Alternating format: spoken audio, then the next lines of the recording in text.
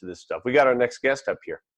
Yeah, Joe Bonnett, USA Hockey, also the ADM Regional Manager of American Development Model, which basically provides nationwide support for USA Hockey's age-appropriate skill development efforts.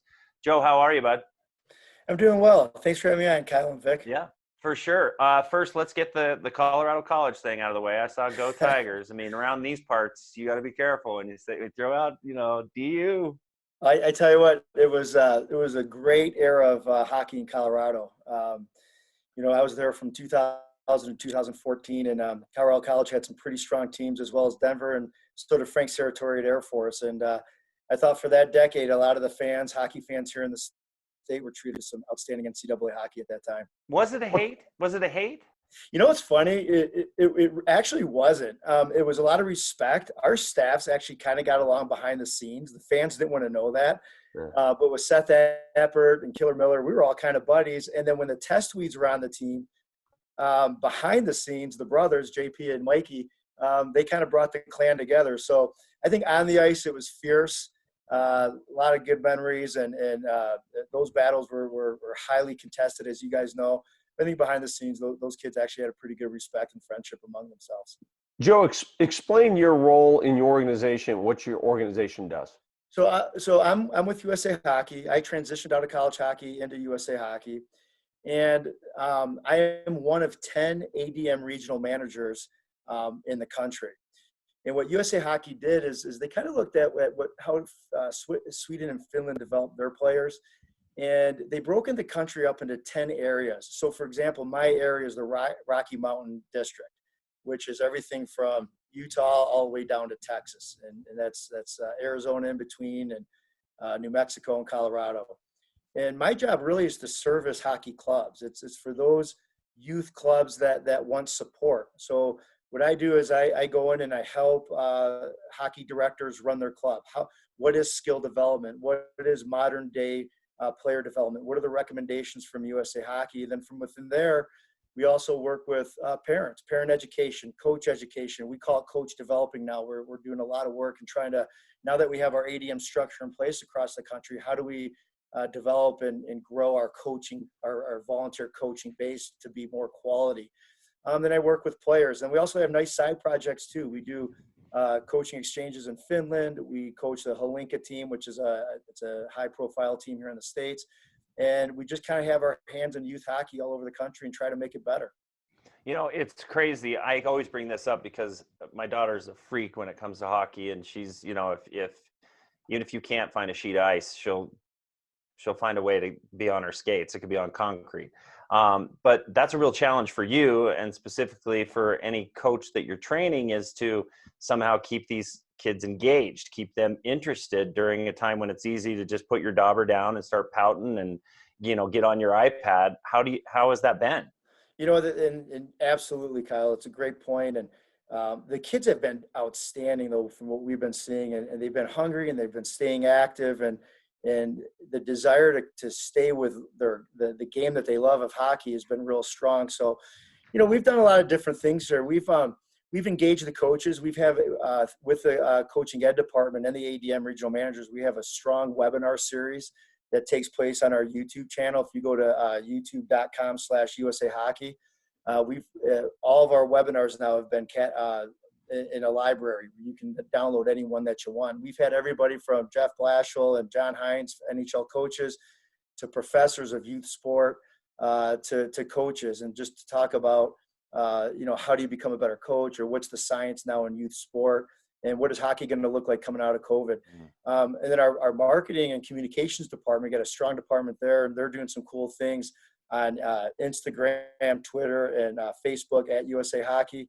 They're doing a weekend challenge. So every Friday we have a weekend challenge that comes out, and we ask the kids to do something funny in their garage, and then turn that in for prizes through our sponsorships like Bauer or Chipotle or that kind of thing. And cool. So that comes out every Friday. It's kind of cool. The kids are, you see a lot of that stuff on the internet, and they're juggling the ball and having fun. But really the real cool thing that we do is, if you go to our website, adm.com, usahockeyadm.com, we have these cards, and we have them for 8-year-olds, and we have them for 12-year-olds. And what these cards are, as you can see, there's all different colors. There's 7 different colors per packet. And so what it shows here is different skills. So maybe running or athleticism or core strength or stick handling and shooting and that type of thing. And they're age appropriate. And what the kids do is they pick one color out of the cards and they go in their garage and then they're busy for hours. And parents love them because it takes them off the hook, but it keeps the kids moving. So we're doing those types of things. We're, the quirky videos. Our strength coach from the National Team Development Program, that's the program that Milan Hajduk's son's going to be joining here in the fall. The strength coach for those guys, for the little bit older kid, he's also released an at-home workout for a 13 and 14-year-old, and that can be downloaded on our website too. And it's a real strong core, kind of a hockey workout. And then he also challenges the kids with a 10,000 shot program across the summer. So we got a lot of things going. We've stayed busy, and the kids are really engaged.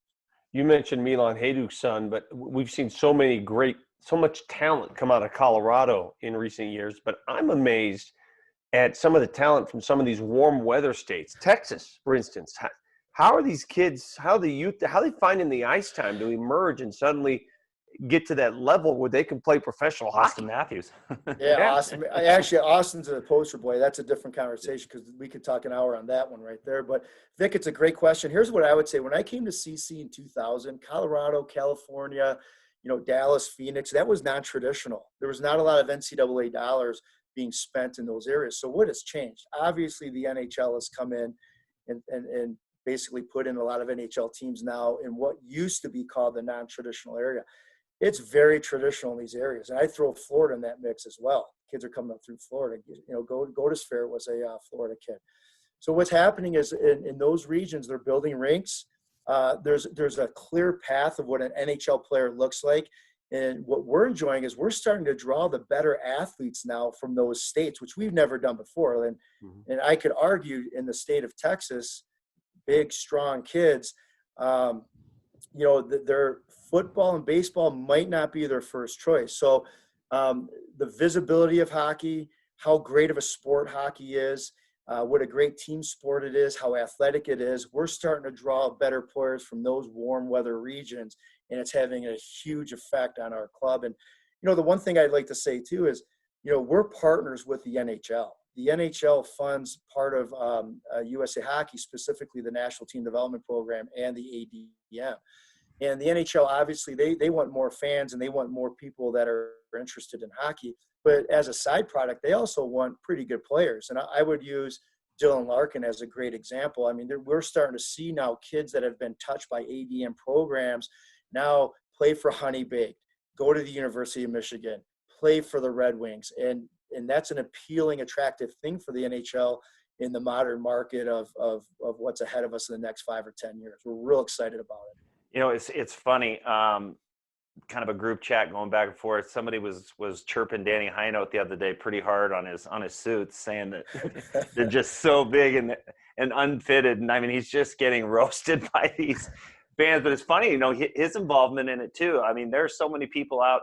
Well, today, I mean, I've had Matt Calvert tell me before that, he liked to model parts of his game after Dan Heinold. I mean, the USA program is it's fantastic, and having a guy like him, a class act guy, has got to be helpful as well. Well, and when you're putting your best kids in an environment, you want solid leadership. And I actually had a chance to go to Sochi, Russia, with Danny and his staff probably about a year ago.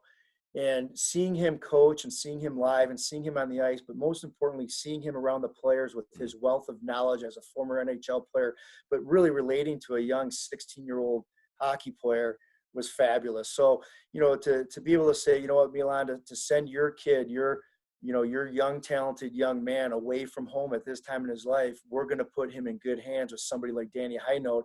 I think that makes it easier for the parents, and it sure is a heck of a payoff for those young kids to skate and be coached with a man like Dan Heinold. So absolutely. Joe, lastly, there's I think we all can vouch, there's no smell like a hockey room smell. That is not a real room behind you, correct? So this is a virtual background. It does not come with a virtual smell. Okay. No. So there's no smell here. Hey, I'll just say that the smell hasn't left. I mean, if you go into my garage, the bag is wide open, just airing out. I miss the stink. I miss the stink.